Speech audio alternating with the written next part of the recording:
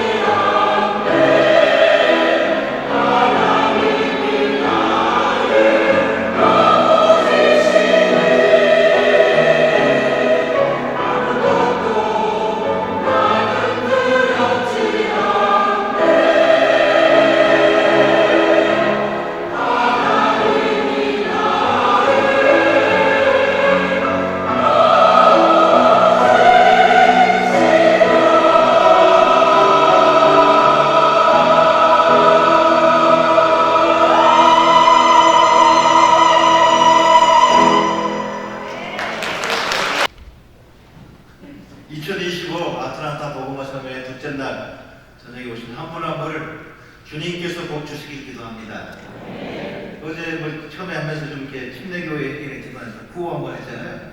우리 구호 한번 다시 해야 되거든요. 실패해가지고.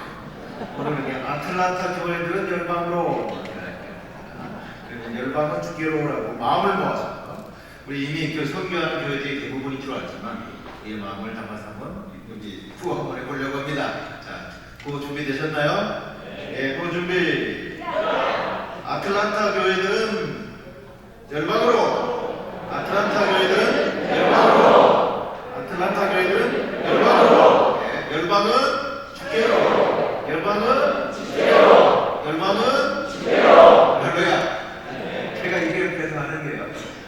저는 대학생 때부터 이렇게 대본을 열심히 하는 사람은 아닌데, 제가 한국에 들어가서 여의도에 제 사무실이 있습니다. 여의도 국회, 한국에. 하여튼 그 앞에 사무실이 있는데, 그 저희 사무실 그 빌딩 주변으로 한국의 그 파티, 그 이제 그 당들이 많아. 당 중앙 사무실들이.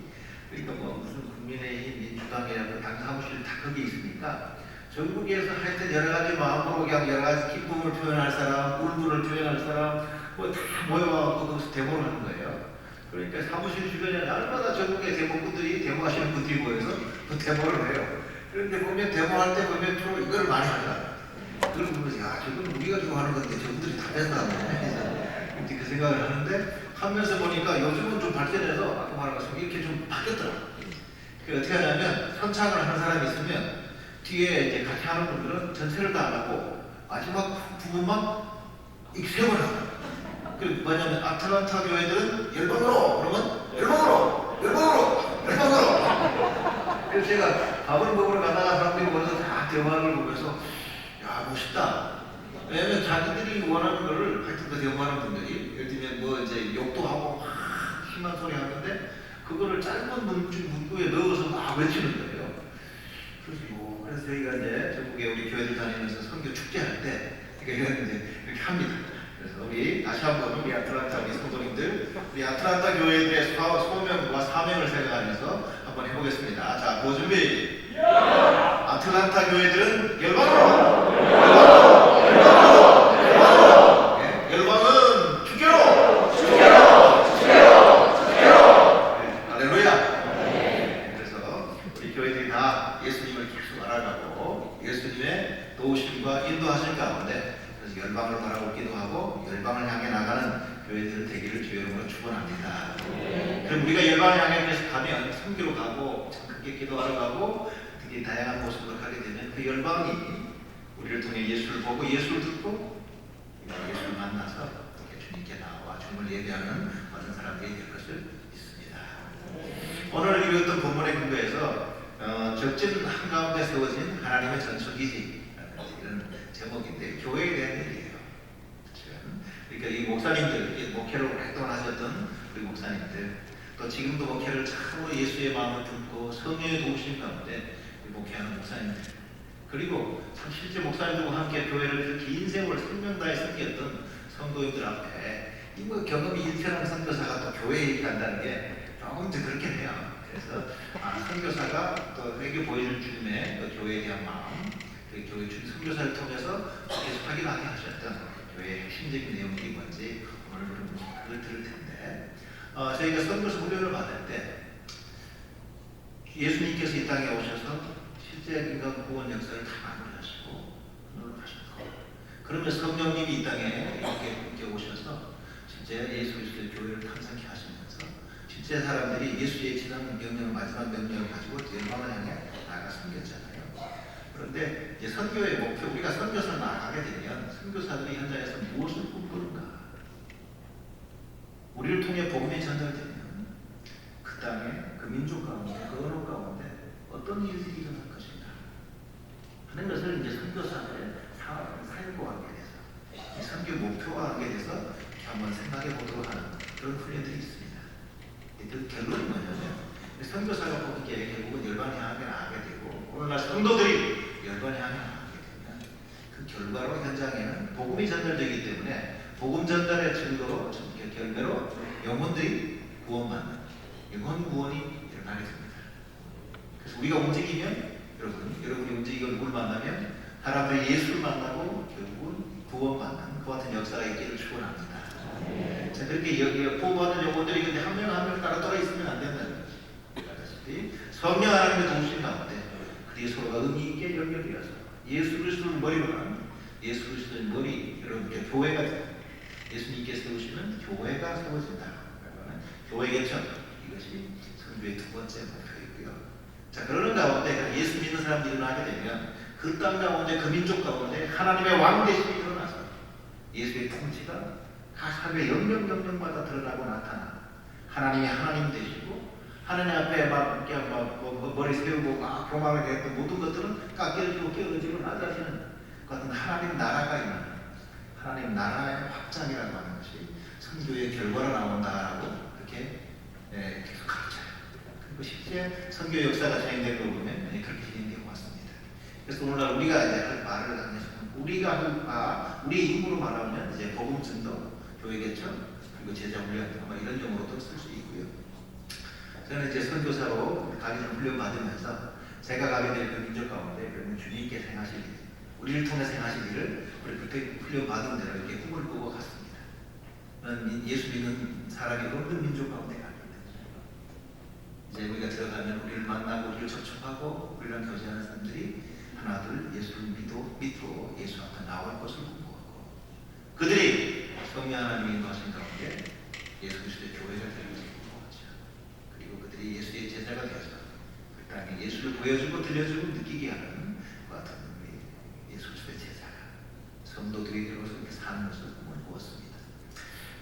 그런 가운데 이제 교회와 관계돼서 하면 저는 고등학교 졸업할 때까지 우리가 일반 이렇게 말하는 교회에 가보지 못했어요. 교회 집회를 가보지 못했고 여튼 교회 어떤 행사에 참여해 본 적이 없죠. 대학생 때 복음을 듣고 그리고 이제 좀 이제 교회에 생활했지만 그 깊은 그런 교회에 이렇게 돌아가는 전체에 이렇게 사는 그 삶을 잘 경험하는 그런 어떤 정도의 깊은 경험까지는 못했습니다. 그냥 성경 공부하고 저 훈련하고 세우고 하여튼 그러면서 열심히 전도해서 또 양육하고 하는 이런 기본적인 시스템 속에 사실은 노출될 정도였어요. 그렇지만 선교지 가면 주님께서 이루실 일을 주님께서 할 거라고 믿고 있었고요. 자, 그러는 가운데 선교지 가서 했던 일이 뭐냐면 처음에 가서 언어를 배우는 가운데 저희 카자민족은 성경이 없었습니다. 카자흐로 된 성경이 없어서 성경 번역을 주로 이제 지휘하는 선교사가 독일인 목사라면 왔어요. 그래서 그 형제가 성경 번역을 하는 것을 옆에서 도와서 카자흐인들도 카자흐로 성경이 만들어지도록 하는 그 과정에 초창기에 참여하게 됐어요. 그래서 누가복음 언제 참여 못했지만 나중에 마태복음 번역할 때부터 참여해서 같이 번역도 하고 번역하는 걸 돕고 그리고 그 단어들이 제대로 되는지 검증하는 일들을 하게 되는데 그러면서 이제 성경 번역한 것을 이렇게 카자흐를 아는 사람들 만나서 읽어라 보라 말하고 우리가 맞는지 물어보고 또 확인하고 그런 작업을 하다가 오늘 읽었던 마태복음 16장 보면 이 본문을 번역했던 것을 가지고 사람들에게 나눠주면서 여기 예수님이 말했던 그 내가 내 교회를 세우리니라고 하는 그 교회라고 하는 단어 카자흐의 그 단어를 찾아가는 작업을 거치게 됐습니다. 그러면서 처음에 번역했던 시험교라는 단어를 가지고 사람들한테 읽어주니까 이게 읽고 이게 무슨 이미지가 떠오르냐 번역을 했기 때문에 그랬더니 그게 러시아 정교회 건물을 떠오른다. 그래서 그러세요? 그래서 러시아 정교회 건물은 굉장히 아름답습니다. 굉장히 사진 하나 있을 텐데요. 그건 모스크바였죠. 네, 이게 러시아 정교회 건물 굉장히 아름답습니다. 그래서 뭐냐면 이분들이 러시아 때 일반적으로 정교회에서는 말로 하는 것보다는 이게 가장의 이제 그런 이콘들을 통해서 메시지를 전달하고 그리고 이제 의식을 통해서 예수를 드러내기를 원하기 때문에 굉장히 아름다워요. 굉장히 아름다운데 건물 자체가 아름다워요. 들어가 보면 거기에 이제 구약성에 나오는 대제사장 같은 분이 망토도 있고 그 옛날 거기 나오는 중경기 나오는 그릇 들고 이렇게 하면서 이수스바미 그러면 이수스바미 또제 이렇게 하면 예수님이 당신과 함께하기를 이런 하면서 이제 연기 나는 이 그릇을 막 흔들어요. 그리고 사람들은 앉을 의자가 없으니까 여자 선수들이 주로 머리에 이제 이렇게 하얀 촛불을 쓰고 거기 가서 촛불을 켜있고 그 앞에 촛불 앞에 가서 기도하고 혈교란 단어를 번역해놓고 이게 뭐냐고 했더니 사람들이 바로 그거를 얘기하는 거예요. 그러니까 가장님들이 예수 믿으라고 이렇게 예수님을 알 수 있도록 번역하는 성경에서 교회를 번역하는 가운데 이게 좀 잘못된 번역이구나 라고 제가 리포트를 했습니다. 야, 지금 우리가 번역한 단어가 이런 그림, 정교의 그림, 정교의 건물 그림을 사람들한테 연상시킨다. 그랬더니 갑자기 다들 깜짝 놀라서 그러면 이 교회에 대한 단어를 찾는 작업을 시작했어요. 그러면서 제가 복음을 전하는 같이 한 거죠. 복음을 전하면 예수님께 사람들이 믿게 될 것이고 믿는 사람들이 이제 모여서 교회가 될 거라고 생각했는데 그 교회에 대한 단어를 찾는 작업에 참여하면서 굉장히 저한테는 참 도움이 됐습니다. 그리고 나서 그 이후에 봤더니 한국에서 오신 대부분 선교사님들 지금도 마찬가지입니다. 교회 그러면 다들 어떻게 저기를 하는 상관없이 하여튼 궁극적으로 다 이렇게 건물을 생각하는 거예요. 건물이 없으면 교회가 아니라고 생각해요. 심지어 그러니까 저희가 가장님들이 예수 믿고 우리가 집에서 모여서 같이 차를 마시고 또 밥을 먹고 성경을 공부하고 예배 우리끼리 집에서 드릴 때 제 친구 목사가 친구 선교사 훈련받고 같이 파송받았던 선교사는 고려인 사역을 했던 분인데 그분이 저희 집에 왔습니다. 이미 저희는 눈에 띄는 청년들이 40년 이상이 모여서 막 수시로 자기 집처럼 드나들고 막 그럴 때인데 저한테 주목사 교회 언제 할 거야? 그래, 교회 이미 주님이 세우셔서 있는데 그런 거 말고 뭐? 아니 그거 말고 뭐? 그랬더니 이제 그분이 말하긴 해야 그러니까 개척 예배도 드리고 집도 하나 얻고 장소도 얻어서 정식으로 예배를 드리는 그런 예배를 언제 시작할 거냐? 꼭 왜 해야 돼? 하여튼 뭐 이런 이렇게 대화를 한 적이 있습니다. 그러면서 선교 훈련을 받고 간 사람조차도 교회라고 할 때 교회에 대한 이미지가 각양각색. 근데 거기 필수적으로 들어가는 것은 뭐냐면 이 건물이에요. 건물이 없으면 교회가 아닙니다. 그러니까 오늘날 한국교회가 선교를 위해서 쏟아부는 수많은 돈이 현지의 그 건물 사는 데 들어갑니다. 주님께서도 그걸 보고 진짜 내 교회라고 말씀하실지 저는 현장에 30년을 살았고 지금은 한 교단 선교회 대표로 있으면서 저는 의문이 많습니다. 한국교회가 좀 지난날에 땅을 치고 주님 앞에서 후회한 날이 올 거라고 생각합니다. 그래서 우리 한국교회를 보면 또 하나 한번 저희가 예배를 이렇게 거기서 드릴 때 한국에서 이제 목사님들이 좀 오셨습니다. 그래서 선교주 오셔서 같이 예배하다가 저희 이제 카자긴 사회가 있는 우리 후배 선교사가 사역하는 교회였습니다. 있는데 하여튼 저만한 공간을 위해서 예배 드리고 하니까 그러고 하여튼 거기에 같이 이제 기도도 하고 기도해 주시고 그러는데 헌금 시간이 있었는데 이게 한국에서 이게 헌금 바구니가 없고 이렇게 다들 이렇게 뭐야 급하게 그냥 이렇게 뭐 있든 모자도 그렇게 돌리고 막 그런 걸 보고 하니까 바로 자꾸 형님들끼리 그러면서 우리가 한국 가서도 헌금 바구니 하나 만들어서 보내주겠다. 그러면서 이제 그 헌금 바구니가 이게 굉장히 예배에 중요한 것처럼 이렇게 생각하시고 그래서 또 옆에 또 다른 성대가 이제 예배하는 데 갔더니 거기서 또 이제 감대상을 우리가 손으로 뚝딱거리게 만들어갖고 이제 앞에 써 있는데 그 감대상 앞에 십자가 하나 달아놓으면 좋겠다고 십자가 그림 좋겠다고. 근데 저희 현장에 있던 선교사 입장에서 그것이 있으면 좋긴 하지만 그런 것이 꼭 진짜 필수적인 건가? 그리고 현지인들이 예수를 믿고 훈련받고 신앙교육을 마친 다음에 목사를 안수받을 때 현지인들은 한국에서 목사님들 안수받을 때 쓰는 그런 가운 많이 입어요. 그런데 현지에까지 다들 오셔갖고 목사 안수식을 하면서 이제 목사가 되었노라 라고 선포한 다음에 한국에서 만들어 온 그 가운을 입혀드려요. 그리고 그걸 목사 가운이라고 앞으로 설교할 때 이 가운을 입고 설교를 하셔야 합니다. 현지인들 문화에서는 전혀 그런 모습을 본 적이 없어요.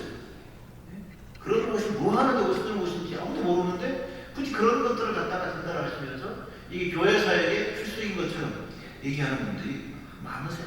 지금도 계속 그럽니다.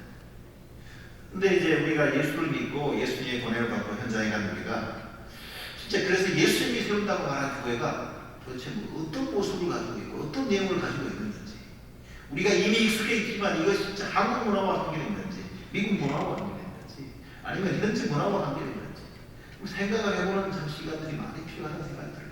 오늘 제가 많은 것 얘기할 수는 없을 테고 그러는 가운데 준비 주셨던 몇 가지 이 교회와 관계된 DNA를 같이 나눠볼 거예요. 저는 성경을 한국에서 선교사를 가르쳐야 계속 읽고 있다가 이 본문을 읽고 제가 생각했던 것은 교회는 예수님이 개척하는구나라는 것을 알았습니다. 우리 오늘 저녁에 오신 성도님들 그렇게 믿으십니까? 교회는 예수님이 개척하는구나. 그렇게 말씀하는 이유는 오늘 본문에 보면요. 예수님께서 베드로의 고백을 받은 다음에 바요나 시몬아 네가 복이 있도다. 이를 너에게 알게 하기는 효력이 아니오 하늘에 계신 내 아버지시니라 말씀하시고 그러고 뭐냐면 하신 말씀은 뭐예요? 너는 베드로라 내가 이 석 위에 내 교회를 세우리라. 내 교회를 세우리라. 보면 문법적으로 보면 예수님께서 내가 하라고 말씀하십니다. 내가 내 교회를 세우리니 음부의 권세가 이기지 못하리라. 그래서 그 본문을 문법적으로 그대로 읽어보면 예수님께서 내 교회라고 말씀하세요. 그리고 내가 세우겠다. 저는 그 공부를 잘 하진 않아요. 상관 아니지만 그 대학생 때 전공을 언어학을 해서 그런지 그 사실 문법적인 것이 중요하다는 생각을 하게 되었어요. 그래서 저는 예수님이 교회를 세우는 거구나 라는 생각을 하게 되고 계속 예수님께서 교회를 세우는 거구나.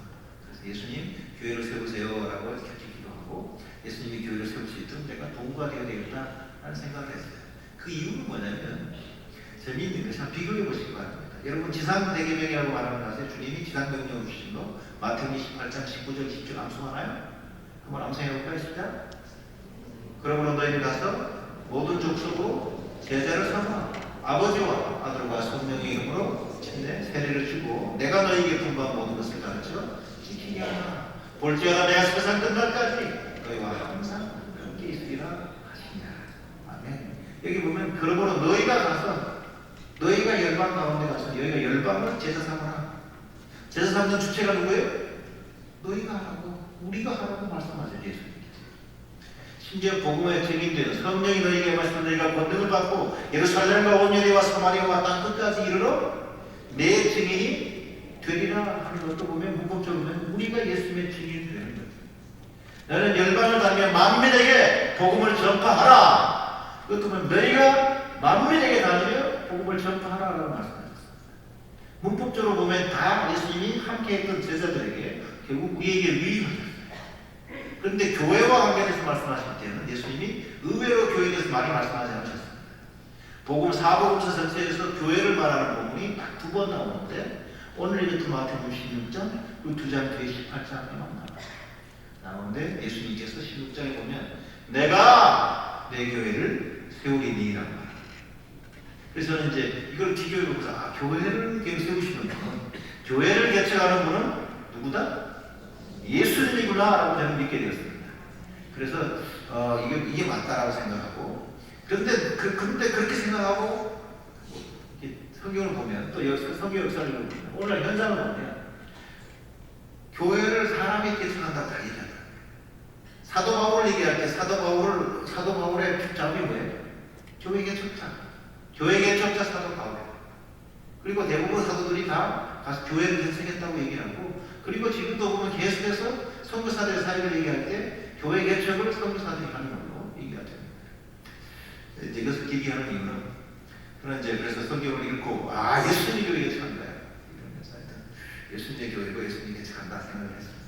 그러다가 시간이 좀 지나서 실제 열매가 일어나고 사람들이 모이고 와서 어떻게 이런 교회가 생겼냐 막 이렇게 무성무성하고 막 칭찬하고 할 때 저도 모르게 이 교회가 세워지는데 제가 뭔 역할을 했다라는 숟가락을 하나 얹었다는 느낌을 가지고 그거를 제가 좀 주장하고 바꾸는 그런 시간이 있었습니다. 근데 그것을 예수님이 별로 기뻐하지 않는 것을 제가 확인한 적이 있어요. 확인한 정도가 아니고 굉장히 어려웠던 거죠. 가장 이제 예수를 믿고 예수를 닮아가는 제자화가 된 작업들이었습니다. 그러는 가운데 너무 재밌고 좋았어요. 그러니까 자기 친구들한테 복음을 전하고 그러면서 인생이 늘어나고 그러는 가운데 예수 믿는 청년들이 한 60여 명 이렇게 들었을 때 그러니까 이제 우리도 이제 가장 민족 가운데 교회가 생겼다라고 이제 선포하는 예배를 특별하게 드리자. 그래서 진짜 우리끼리 모여서 우리가 축하하는 예배를 드렸는데 근데 우리끼리 예배를 드린 건데 근데 놀랍게도 이해할 수 없는 어려움들이 반복이 됩니다. 그 당시 제가 은학 박사과정에 박사 논문을 써놓고 그 심사를 2달 앞두고 있었는데 10년이었는데 이제 신분이 터져났습니다.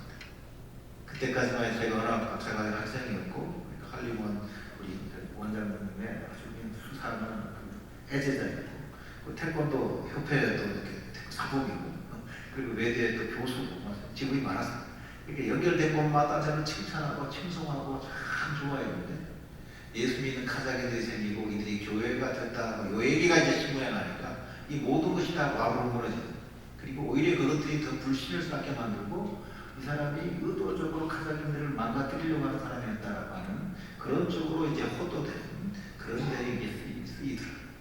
그럴 때 그러니까 막 이 조사하는 팀들이 들어와서 우리 막 생긴 교회를 이제 완전히 조사해서 아니 어떻게 보면 교회를 잔멸하는 그와 같은 일들이 발생하는데 그때 제가 주님 앞에 갖고 나갔던 성경 구절이 주님 가장 민족 가운데 예수 믿는 사람이 드디어 생겼고 가장 민족 가운데 드디어 주께 세우겠다는 그 교회가 이제 드디어 세워졌는데 이 첫 순간부터 이 교회가 완전히 풍지박산 될 것 같습니다.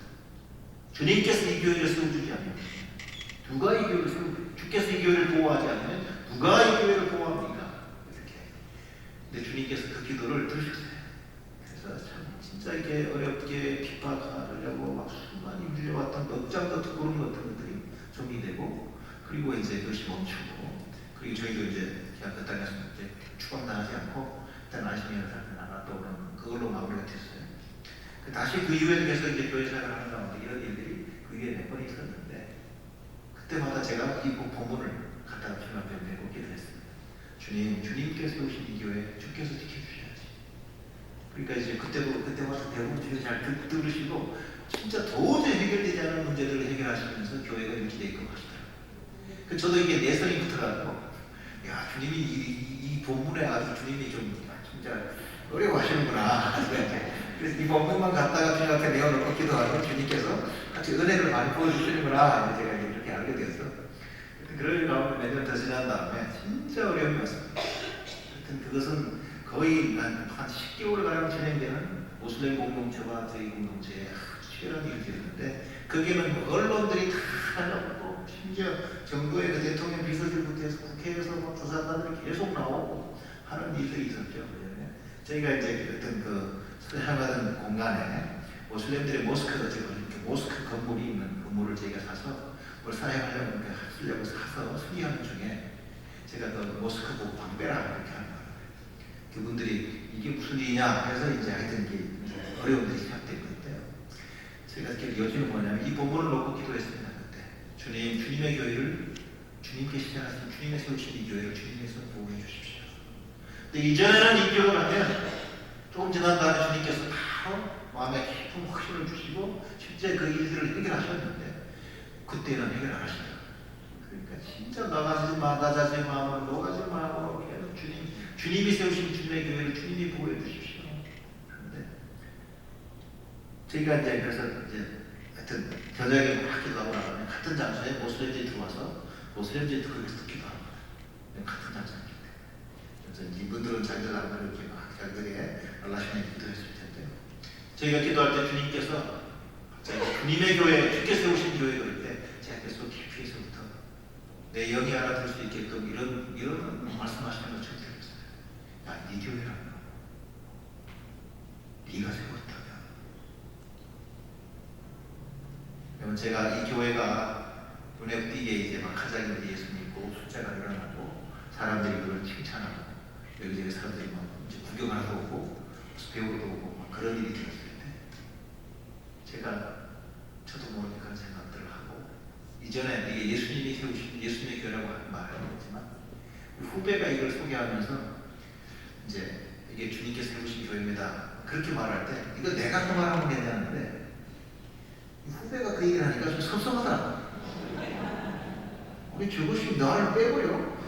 왜 내가 말하면 되냐는데 아니 나한테 들었긴 했지만 그래도 내가 하는 역할이 완전히 무시된 거거든요. 그러면서 좀 섭섭한 마음이 들고 그러면서 나도 모르게 교회가 이렇게 세워지는데 내가 뭘 하는 거거든.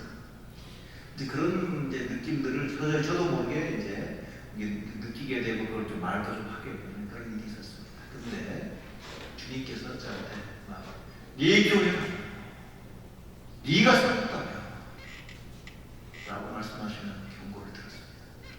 근데 그 말씀이 속에서부터 팍 빌려오는 내용으로 제가 몸에 많이 됩니다.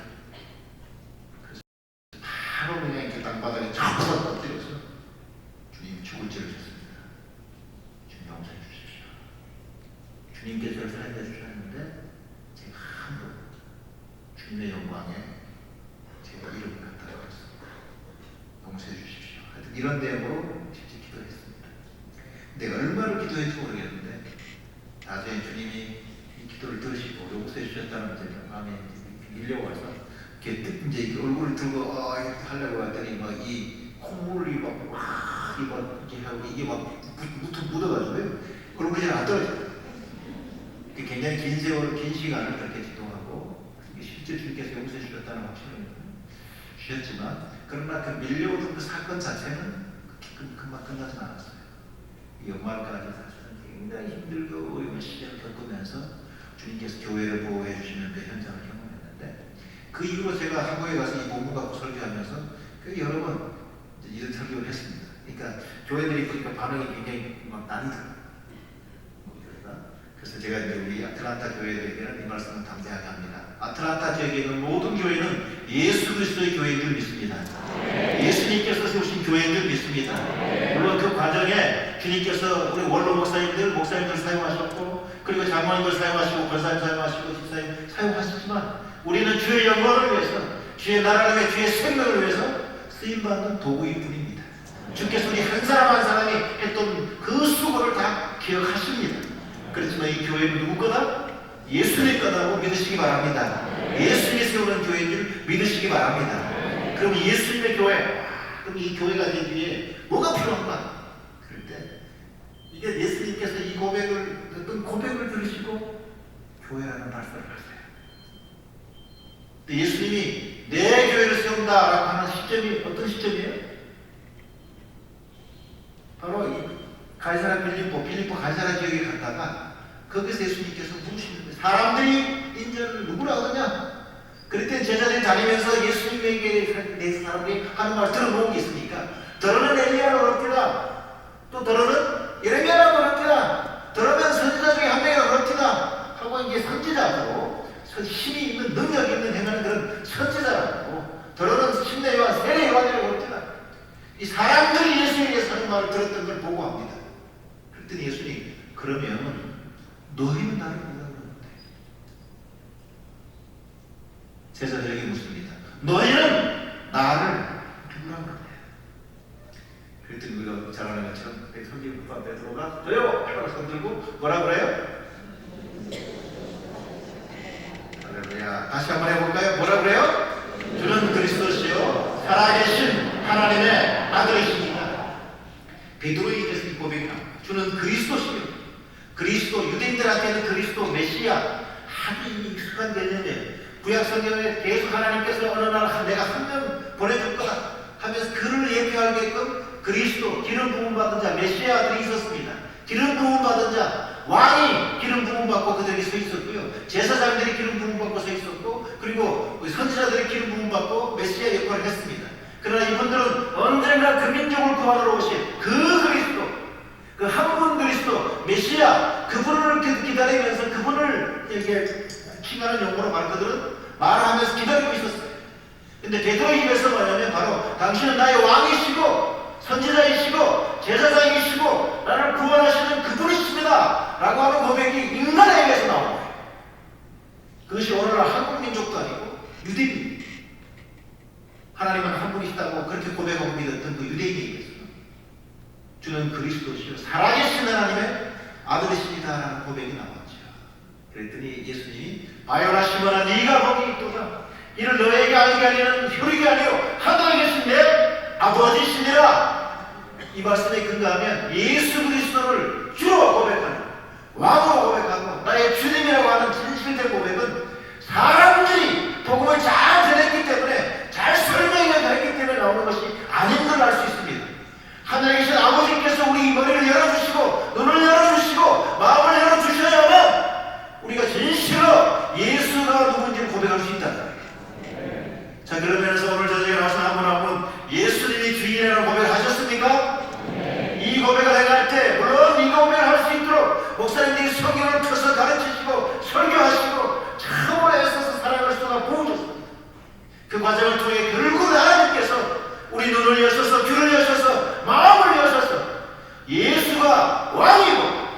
예수가 주님이라는 고백을 하게 하신 줄 믿습니다. 그래서 우리 한 분 한 분 예수님이 그런 분이라고 고백하셨나요? 이 고백을 물론 한 번 했다고 되는 고백이 아니에요. 왜냐하면 이 고백을 하고 좀 이따 바로 예수가 그렇게 하지만 예수님이 죽는다 말하니까 아닙니다, 죽지 마세요. 그랬더니 사자라 내 뒤로 물러가라. 이런 고백을 베드로가 듣습니다. 인간의 입으로 처음으로 예수 그리스도를 알아보고 고백했던 베드로가 바로 그냥 엉뚱한 소리 또 하는 거예요. 그렇기 때문에 우리는 예수는 그리스도라는 고백을 실제 우리 입술로, 우리 견인으로 계속해서 공개적으로 비공개적으로 하는 삶을 살아야 되는 줄로 믿습니다. 실제 그분이 우리 입술의 고백만 아니라 우리 지식을, 우리 감정을, 전인격을 완전히 사라져서 내 온 삶이 예수 그리스도의 왕지심 앞에 분봉하겠구만. 그와 같은 능력을 우리 가운데 나타내시기를 원합니다. 그래서 오늘 그런 면에서 예수님이 진짜 우리의 주님이신가요? 그럼 여러분의 주머니의 주인도 예수님이신가요? 여러분의 관계의 주인도 예수님이신가요? 여러분의 삶의 명예의 주인도 예수님이신가요? 진짜 그런가요? 여러분 자녀의 주인도 예수님이신가요? 내 주인이고 내 자녀까지는 잘 모르겠다. 그들의 인생이 또 있으니까. 그래서 여러분 예수님이 주인이십니다라는 고백을 교회에 왔을 때만이 아니라 여러분 일상 삶 속에서, 직장 속에서, 전면목 속에서 예수가 주인으로서, 예수가 왕으로서 우리를 다스리는 삶을 계속 경험해 나가시를 바랍니다.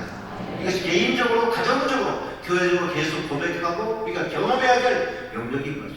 그분은 우리의 영원한 왕이시고 영원한 사랑이십니다. 할렐루야. 자, 그런데 여러분 이 고백, 그러니까 결국은 이것이 우리의 고백일 뿐만 아니라 우리가 사람들에게 전하는 메시지의 핵심이거든요.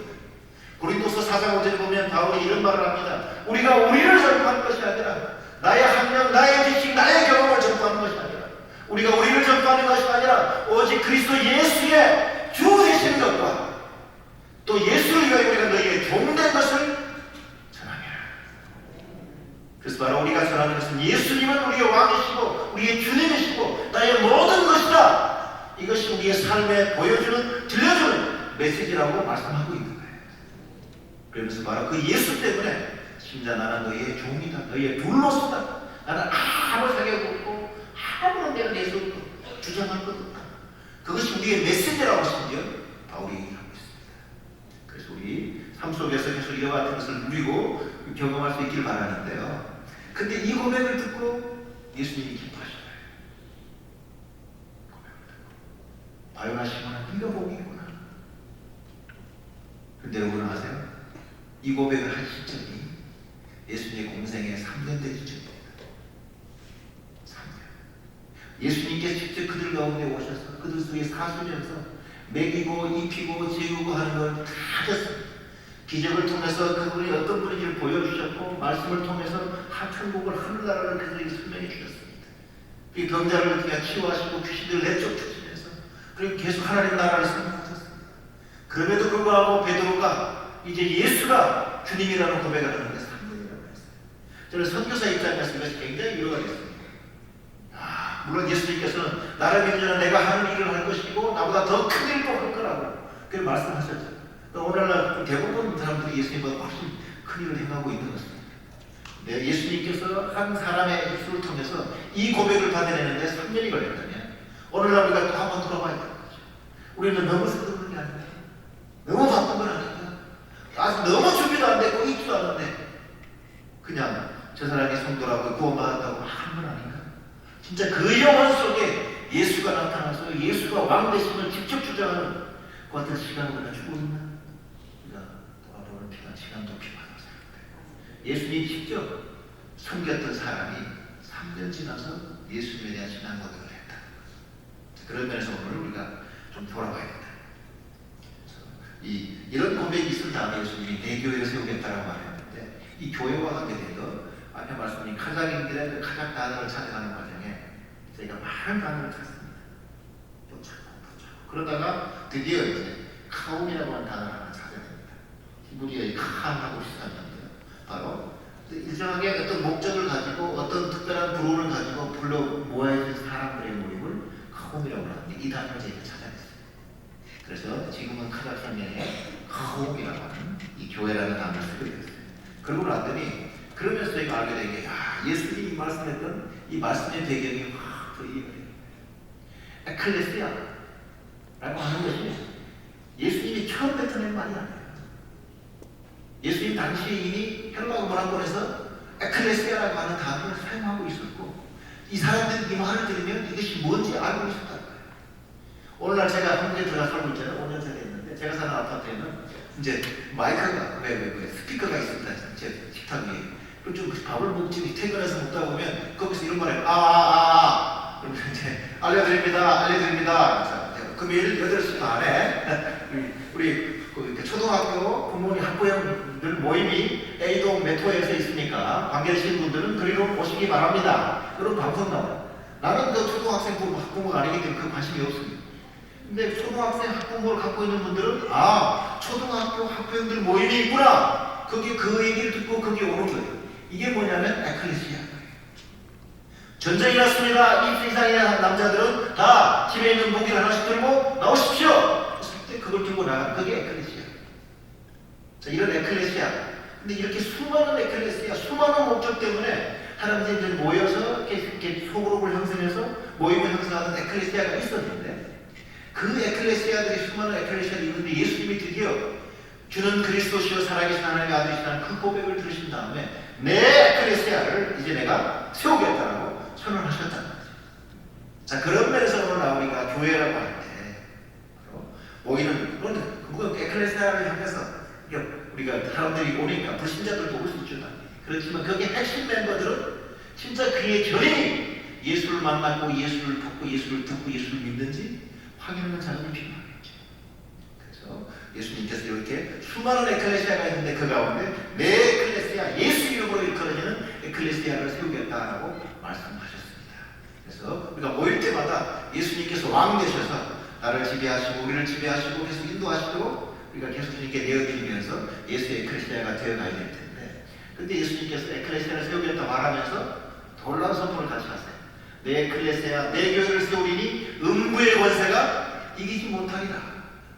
이거 아직 교회가 세운 것 같다. 내 교회가 세워질 텐데, 내 교회가 세워지면 그때부터 어떤 일이 일어나느냐? 음부의 권세가 이기지 못하는 일이 일어난다.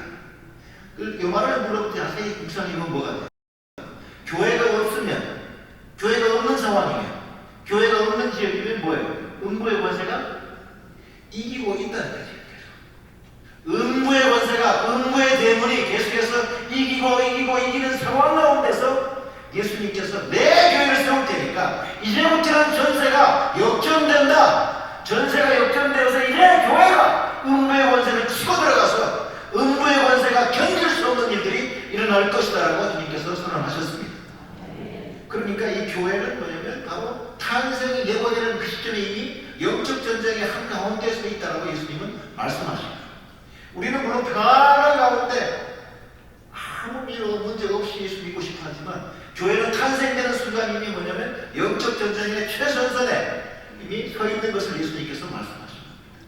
자, 그럼 왜 이게 무슨 얘기고 이게 도대체? 그런데 여기에 예수님께서 교회를 세운다고 말했던 이 장소가 가이사랴 빌립보라는 장소인데, 가이사라고 하는 로마 황제의 붙어있는 도시가 로마 외에 2군데밖에 없었어요. 그러니까 가이사라고 하는 이름이 도시에 붙으려면 이 도시가 가이사 로마 황제에게 헌납되는 도시여야 됩니다. 도시 규모도 커야 되지만 헌납이 완전히 돼야 되고, 도시 중앙 요새곳에 황제의 상이 서 있습니다. 그 말은 뭐냐면 그 당시에 세계의 통치하는 왕, 그가 바로 세계의 주인이 누군지 온 도시민들한테 다 보여주는 도시, 빌립보 가이사였습니다. 그러니까 로마 황제의 동상이 요소에서 서 있어서 이 도시를 통치하고 지배하는 자가 가이사다! 라고 하는 것을 보여주는 그 도시. 그런데 이 빌립보 가이사라는 로마의 제일 북단에 있습니다.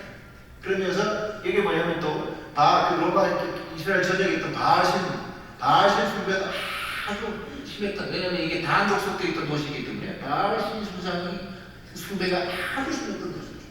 바알신하고 풍요의 신이고, 이 아세라 신하고 같이 해서 그냥 하면서 풍요를 주고 열매를 준다. 결국은 이 돈과 관계된 신입니다.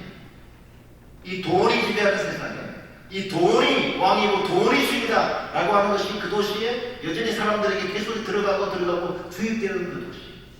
그런데 지금도 이스라엘의 이 가이사르 빌립보 이 도시 이름이 뭐 지금은 파나시스라고 되어 있습니다. 그 이유가 뭐냐면 지금 도시 이름이 파나시스인데 그 이유가 판신이라고 하는 판신. 왜냐면 판신은 여기 그 사진에 볼 거예요. 저기 이게 판신이에요. 왜냐면 하체디는 이게 염소, 이 머리도 염소 뿔이 달려 있고 중간은 산. 이게 판신입니다. 오늘날 이게 아이들이 많이 나와는 그런 데 보면 얘가 아주 많이 등장합니다. 아주 음란하고 지저분하고 더럽고 아주 그렇게 사람들을 빼는 그러면서도 공포를 가지고 오는 패닉 상태를 만들어내는 판신. 이 판신의 탄생지가 바로 이 가이사르 빌립보. 그러니까 그래서 근데 바로 이게 많은 주석학자들이 생각하기에 바로 이 판신의 숭배하는 판신 신전이 있었던 두 곳. 그리고 제우스 숭배 나중에 있었던 바로 그 앞에서 예수님께서 내 교회를 여기에 세울 거라고 내 교회를 세울 거라고 말하면서 음부의 권세가 이기지 못한다는 것을 거기에 했을 거라고 많은 주석학자들이 말합니다. 실제 사람들은 이게 가이사르 빌립보 이 지역은 AD 2세기 때부터 그게 300년 동안 뭐냐면 이스라엘 중에서도 젊은이들이 모이는 핫한 장소였습니다. 거기에 모이면 가호가 있고 음악이 있고 그 시대에 최고의 유행이 있고 아주 그냥 서로가 그냥 사귈 수 있고 그냥 또 좋은 직업도 많은 자 그런 곳이 바로 이곳이었습니다. 그렇기 때문에 젊은이들이 많고 학양에 학문과 환경에 좋은 것들이 많이 모이고 그러면서 바로 이 세상에 힘으로 통치하거나 부로 통치하거나 그리고 그런 각종 이런 어떤 그런 음란한 것으로도 통치하는 그런 힘들이 가득한 그곳에서 예수님께서 내 교회 예수 그리스도를 주라고 하는 교회를 세우겠다고 말씀하셨다. 그래서 오늘날 우리가 생각할 때 그래서 우리 교회의 존재에 대해 우리는 우리 교회가 그러면서 우리끼리 모였을 때 좋긴 한데 그러나 실상 우리가 나가면 성도들이 살아가는 삶의 현장을 생각하면서 교회가 있는 곳이 결국 바로 이런 영적 전쟁의 한 중심에서 예수님이 교회를 세우겠다라고 선포하신 것을 우리가 다시 한번 상기하면 좋을 것 같습니다.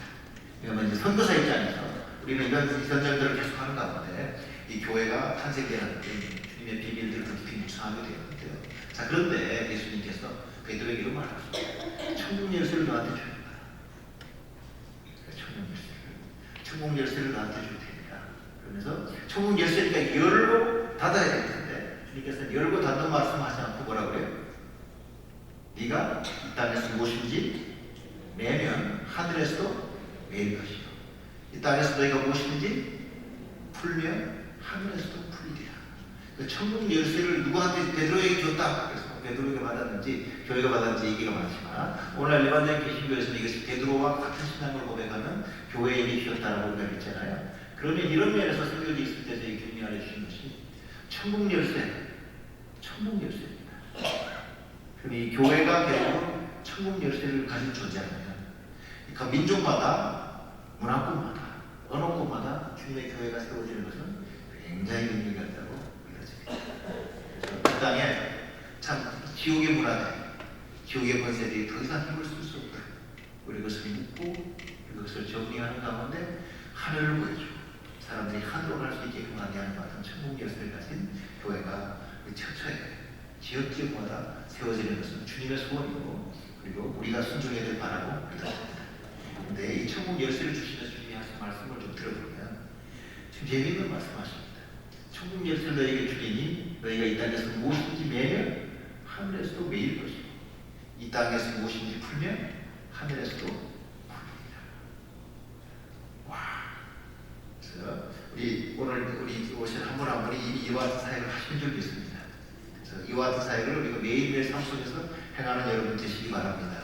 그럼 우리가 이 땅에 교회로 모였을 때 우리 할 일이 뭐예요? 이 땅에서 무엇인지 매면 하늘에서도 매인다. 이 말은 뭐냐면 매여 있어야 될 어떤 존재가 있다는 걸 말합니다. 매여 있는데 매여 있지 않고 막 돌아다니고 움직이고 막 그냥 일을 벌리는 그런 존재가 있다는 그림을 우리한테 예수님이 던져주고 계십니다. 매여 있어야 되는데 매여 있지 않고 움직이고 온통 나를 치고 지저분하게 만들고 완전 소란을 피우는 존재가 있다.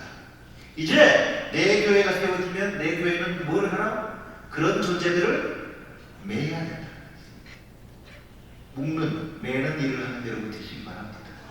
그럼 어떻게 매는데요? 그때 바로 놀라운 것이 우리에게 주신 삶의 존재의 권세. 우리가 그리스도인들이 어떤 영역에 들어가면 사람들이 마음대로 죄를 논의하고 죄를 짓다가도 거룩한 그리스도인이 들어가면 죄를 논의하고 죄를 짓는 것을 못합니다. 그렇기 때문에 그리스도인들이 어떤 사회 공동체 직장에 생기는 것을 일반 세상의 영들은 아주 싫어합니다. 그리고 우리 존재 자체로 이미 우리는 그런 악한 일들이 매이게끔 하는 존재인 걸 믿으시기 바랍니다. 그런데 그와 더불어 우리는 하나님께서 우리 시대에 주신 이 말씀의 권세로 우리가 그것을 낼 수 있습니다. 그러니까 막 돌아다니고 막 그냥 온통 하늘을 이렇게 이 지옥에 지불하고 더러운 것들을 품어내는 이것을 예수 그리스도로 매너라! 라고 말씀하시고 묶으시기 바랍니다. 그리고 이제 보면 풀면 풀리리라. 우리가 이 땅에서 풀면 하늘에서도 풀린다. 그 말은 뭐냐면 이 땅에서도 풀려 있고 하늘에서도 풀려야 되는데 매여 있는 것들이 있다는 거죠. 여러분 주님께 물어보시기 바랍니다. 내가 혹시 매일 이렇게 풀려 있어야 되는데 혹시 내가 말로 한 사람을 묶어놓고 그의 가능성을 묶어놓고 그의 어떤 미래를 묶어놓은 그런 일은 없었는지 많은 그런 일이 있다. 그런데 이거 매고 푸는 거와 하기 위해서 하늘에서 매면 이 땅에서 매이고 하늘에서 풀면 이 땅에서 풀리는 것이 아닙니다. 순서가 뭐예요? 이 땅에서 매면 하늘에서 매이고 이 땅에서 풀면 하늘에서. 자, 그런 면에서 바로 우리가 이렇게 매일매일 모이는 우리 그리스도인들의 공동체가 그렇게 중요하다고 주님이 말씀하십니다. 물론 우리가 원격으로 뭐 이스라엘을 향해서 이라크를 향해서도 매고 풀 수 있겠지만 그러나 주님께서 기본적인 것은 각 지역마다 그리스도인들이 모여서 살면서 예배하면서 사역하면서 바로 이런 일을 행할 것을 주님께서 원하십니다. 자, 그것을 어떻게 하냐고요? 오늘 동일하게 이 땅에서 매면 하늘에서 매이고 이 땅에서 풀면 하늘에서 풀린다 라고 하는 동일한 내용이 뒤장 2장 더 넘어가면 18장에 나와요. 18장에 나오는 것을 보면 교회에 대한 그림을 제가 조금 더 그릴 수 있습니다. 거기 본문은 그렇게 시작됩니다. 네 형제가 죄를 범하거든 너와 그 사람과만 상대해서 1대1로 공부해라. 만약 그 사람이 네 말을 들으면 네가 그 사람을 형제를 얻은 거다라고 1대1로 공부할 것을 말합니다. 만약 듣지 않거든 한두 사람을 데리고 가서 두세 명의 증인, 그 증인의 입으로 그들을 다 빙참케 해라. 만약 그가 너희 말을 들으면 너희가 그 형제를 얻은 거라고. 만약 듣지 않으면 교회에 말하라. 교회에 말하라 하기 전에 하는 말이 한 명이 혼자 1대로 하고 그 다음에 두세 명 데리고 가서 하고 그 다음에 교회에 말하라. 이 교회는 이렇게 우리처럼 보이는 큰 규모의 교회라기보다는 소규모의 작은 사람들이 모인 교회인 것을 알 수 있습니다. 자, 그런데 그들의 말도 듣지 않거든 이제 교회 말하고 교회 말도 듣지 않거든 이만이나 세리처럼 여겨라 라고 말하면서 이제 진실로 너희에게 이르노니 너희가 무엇이든지 이 땅에서 매면 하늘에서 매일 것이고 이 땅에서 풀리면 하늘에서도 풀리리라 라는 말을 여기서는 너희가 라고 말해서 복수로 말씀하세요. 그래서 우리 이 땅에 있는 교회가 예수님께서 생각하신 교회는 소그룹 공동체인 것을 말한다. 그러면서 우리 애틀란타 교회들이 다 아주 큰 교회들이 대부분인데 너무 주님께 감사하고 주님께 영광을 돌립니다. 그런데 그 교회의 중심에 들어가서 그 성도들이 소그룹으로 아주 예수님은 심지어 2-3명이라고 말했습니다. 2-3명 아니면 5-6명 아니면 많으면 10명, 12명 이렇게 모이는 소그룹의 인격적인 그 같은 그룹이 있을 때 예수님은 오히려 이 본문에 근거하면 그것을 예수님께서 교회라고 말한다는 것을 우리가 알 수 있어요. 자, 그런 면에서 우리 애틀란타 교회들이 지금 주님이 주신 축복을 누리고 있는데 우리가 지금 있는 교회를 돌아보고 우리 교회 내에 진짜 그렇게 예수님의 생명이 흘러가고 죄를 죄로 드러낼 수 있고 그리고 죄를 죄라고 권하면서 죄에서 벗어나라고 말할 수 있는 그래서 그가 벗어났을 때 죄 용서를 선언해주고 용납해주는 그와 같은 공동체 소그룹 교회 공동체, 목장, 이렇게 가정교회 이런 것들이 진짜 오히려 핵이 되기를 주의로 축원합니다.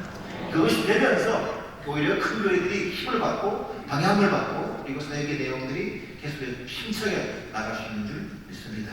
자, 그런 가운데 19절에 진실로 다시 너희에게로 너희 중에 2사람이 이 사람은 그냥 2명 모인 게 아니고 앞에 보면 죄 용서하고 서로 용납한 그리고 예수 그리스도 이름으로 그래서 함께 선 사람들 이 2사람이 땅에서 합심하여 무엇인지 구하면 하늘에 계신 내 아버지께서 그들을 위하여 이루십니다. 심지어는 2-3사람이 내 이름으로 모인 것은 나도 그들 중에 있느니라. 그래서 우리가 사랑하는 예수 그리스도의 실제적인 임재를 약속하십니다. 그래서 저는 이런 예수 믿는 사람이 없고 이런 교회가 없는 그런 민족 가운데 들어가서 바로 이런 한 교회가 생기는 것을 주님께서 얼마나 기뻐하시는지, 그리고 그런 한 교회가 생기는 것을 오히려 악한 영들의 세계에서는 얼마나 지독스럽게 조직적으로 방해하는지, 자, 그것을 체험하며 살았기 때문에 우리 아틀란타에 주님의 교회를 풍성하게 드리고 주님의 축복을 누리는 여러분에게 오늘 이 말씀을 나누었습니다. 그런 가운데 돌아보면서 오늘 이 말씀으로 제가 도전하고 싶습니다. 예수님께서 말씀하시는 이 교회의 DNA는 예수님이 주님이다 라고 하는 이 고백 가운데 모였습니다. 오늘 여러분에게 이것이 의미가 있나요? 이것이 오늘 여러분에게 의미가 있기를 바랍니다. 그러면서 이 예수 그리스도의 교회가 이렇게 모일 때 또 하나, 이것은 안전하고 그냥 편안한 터가 아니라 실제 전쟁터에서 우리 주변에서는 계속 엉뚱한 이것이 신이다, 저것이 신이다, 이것을 경배하라, 저것을 경배하라 외치고 온통 유혹하는 그 현장에서 예수에 대한 고백이 나오는 것이고, 거기서 예수 믿는 사람들이 영향을 드러내는, 자, 그것을 주님께서는 의도하셨다고 믿어집니다. 그래서 우리 애틀란타에 사는 우리 성도님 한 분 한 분이 여러분 직장 내에서, 가정 내에서 바로 예수를 드러내는 삶을 힘있게 살길 바라고요. 그러면서 주님께서 말씀하시는 그런 여러 가지 모양의 소그룹 교회들이 그 현장에 생겨 펴져서 참으로 음부의 권세가 벌벌 떨게 만드는, 음부의 권세들이 자기 꼬리를 내리고 예수의 왕대심 앞에 와서 부모하게 되는 그런 일들이 우리 교회를 통해서 이 땅에 계속 일어나기를 주님으로 축원합니다. 하나님, 우리 한 분 한 분의 성도님의 삶 가운데 예수님의 왕대심이 드러나게 도와주시고, 그리고 교회가 교회에 되는 그 DNA가 우리 삶에 온전히 나타날 수 있게 주시옵소서. 예수님 이름으로 기도합니다.